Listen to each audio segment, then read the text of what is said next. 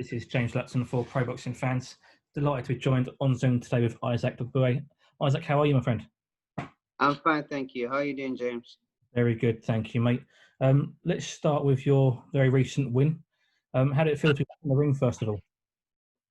It feels great, I thank God that I came back, going to the ring and did what I had to do, and I came out with no injuries whatsoever. So it feels great to be back.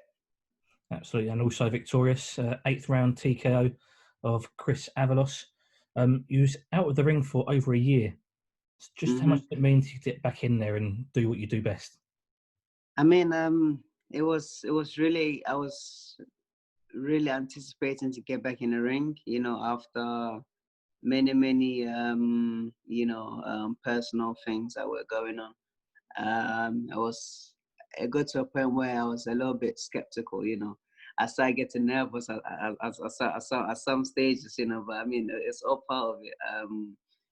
All my coaches were telling me to just, I should just relax, just take it all in. It's gonna come once the bell goes. Everything is just gonna go away, and it felt great. It felt great. I can imagine. What's been going on in the last? I think it's 14 months you was out of the ring. What's been going on? What have you been doing with yourself during that time? I've had to go through some injuries and so many things, and so many personal things, being thrown at me from every angle. But hey, it's part of a fighter's life. So I mean, aside that, I've just been under the radar, just kind of working, navigating my ways through my new coaches and stuff. So yeah, everything has been great. You mentioned there's been a few bits and pieces that you've experienced during the last 12 months. How much does that help and how much does that motivate you going forward now in your career? I think it's giving me a new perspective, of boxing. It's giving me a new drive.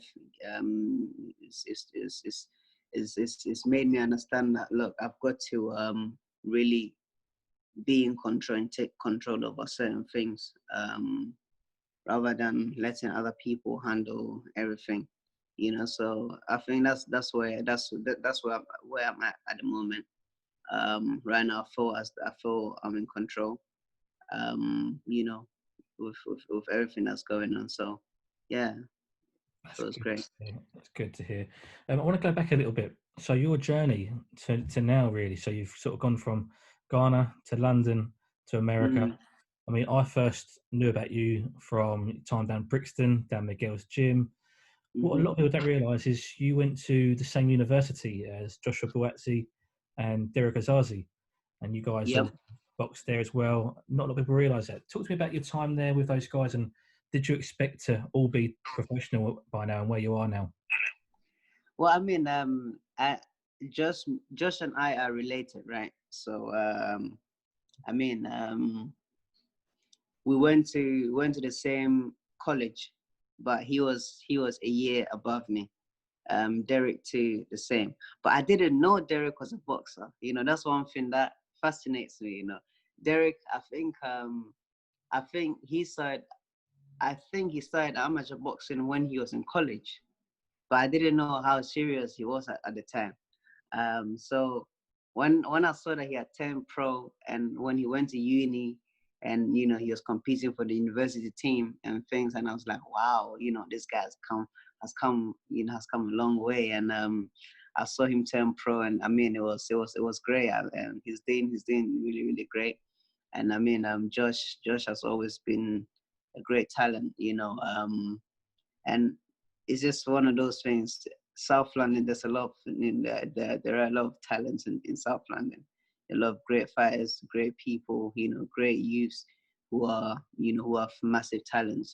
Name anything, you find in South London. So, I mean, I feel we've been blessed. We've been blessed. With the journeys, with everything that with where we are at the moment. Sometimes it's like we look back and we're like, wow, we've come really, really far, So, and I mean, we couldn't have done it without the help of God and without the people who have who have guided us all the way through, and the communities as well. People in the communities, our teachers and everyone. Everyone has played a part, in our development. Absolutely. And before we move off the topic of those guys, obviously you mentioned Derek's, he was on Ultimate Boxer. He's looking at, move on to area titles, English titles. But with Josh Boazzi, he's looks like he's almost on the cusp of a European title fight and not too far away from a world title fight. Mm-hmm. For yourself, you've been there, you've been a world champion. What advice can you give Josh, or what advice have you given Josh? I mean, he just have to do what he's doing. Josh is he's a level-headed guy. I mean, there really isn't anything else to tell him. He's got a great team around him. All he has to do is just relax and just take it one day at a time. He can't really overstress over anything. He's already there. I strongly believe that God has blessed him with everything. He's given him everything. All he needs to do is just go into the ring and represent himself. And by doing so, he just has to be in great shape. In a possible best shape as possible. He's got everything that a boxer needs to have. He's got a great team, and there really isn't much than to just tell him to just relax, take it all in, just take it one day at a time. That's it. Absolutely. Your last fight was at featherweight, moving up from super bantamweight. Is that now going to be your weight going forward, featherweight? Yes, that's a new weight that I've entered into. I mean, making 122, the super bantamweight limit, was really challenging after a while. And this was a decision that we've had to make. But I mean, my coaches and a lot of people still think that I should go back to 122.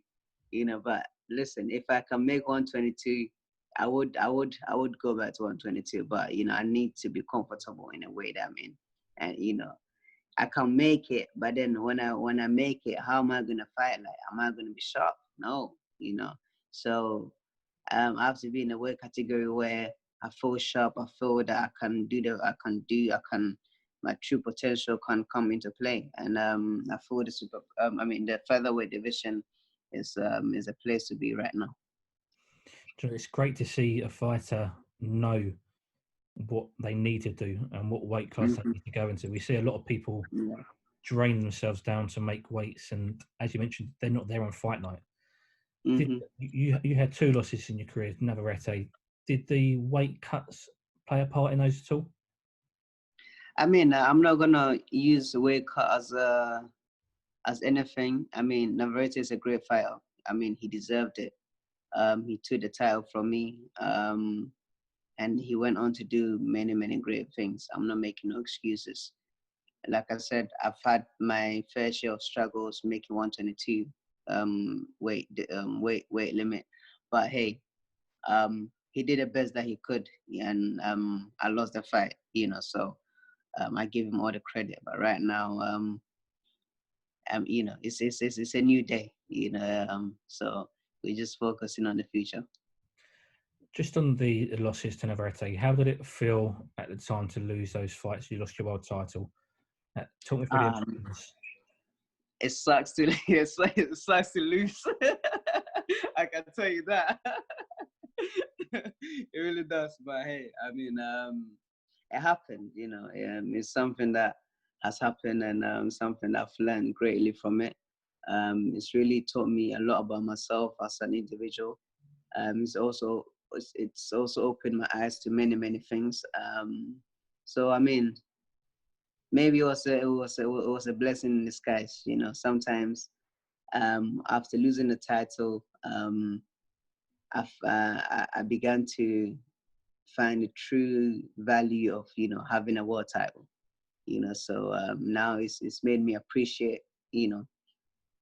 It's made me appreciate more. So now it's like I've got the hunger, again to work, towards winning another one. Navarette's also gone to featherweight very recently. He is in line to fight for the title as he was the world champion at the bantamweight. So he'll be contesting Jesse Magdaleno for the world title. Now, Jesse is somebody that you have once beaten before already. Mm-hmm. How much would you like to face the winner? It would be great. I mean, I speak with Jesse on a day I mean, from time to time. He's a great guy. He's a massive talent. And so is Navarette. I feel that the featherweight division is going to be very, very active, over the next couple of months, and then a few years to come. I mean, I would welcome fighting the winner, and I know that it's possible. There's a possibility that me and Jesse Magdaleno will fight again, and me and Emmanuel Navarrete to fight again. So I mean, it's inevitable. All we can do is just keep working hard, just so that when the time comes, we're ready. As mentioned, you've been out the ring a long time. You have had your win recently.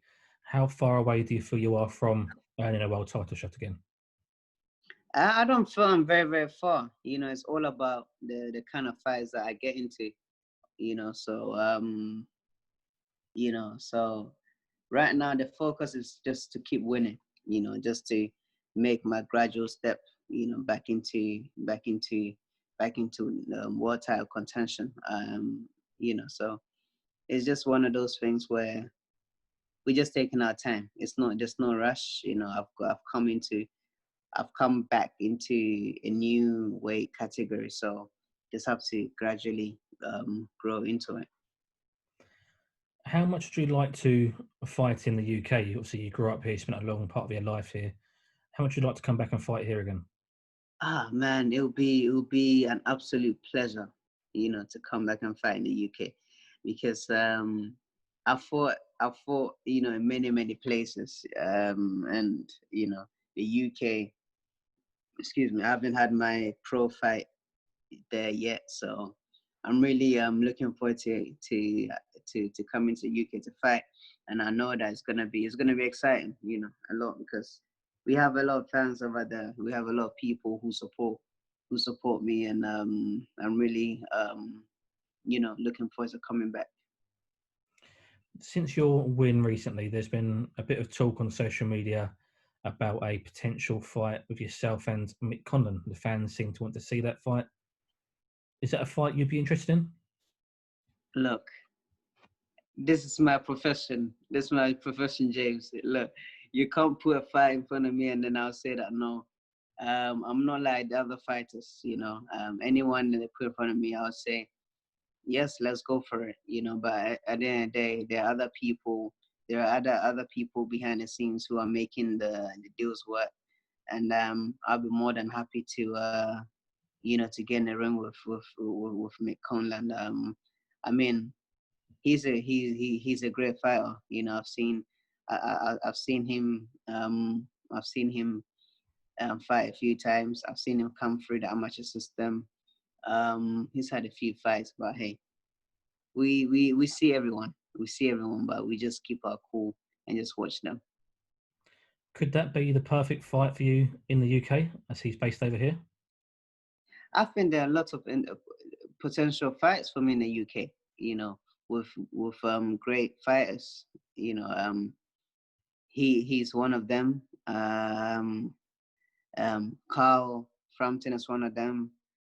Josh Warrington is another. So there are a few fighters out there that will make a great fight. Absolutely. And before I let you go, Isaac, what's in your future? Do you know when you're looking at getting out next? Have there been any talks with Top Rank to when you'll be back in the ring? Yeah, I spoke with Bob, and he's looking at God willing, ending of August or sometime in September. And will that Yeah, be again? I assume behind closed doors out in Vegas. I assume. I think so. I think so. But I'm not entirely sure. I'm not entirely sure. No worries. Yeah. Isaac, that's perfect. Thank you for joining me today. I really appreciate the time and all the best for the future. My pleasure. Thank you, man. Take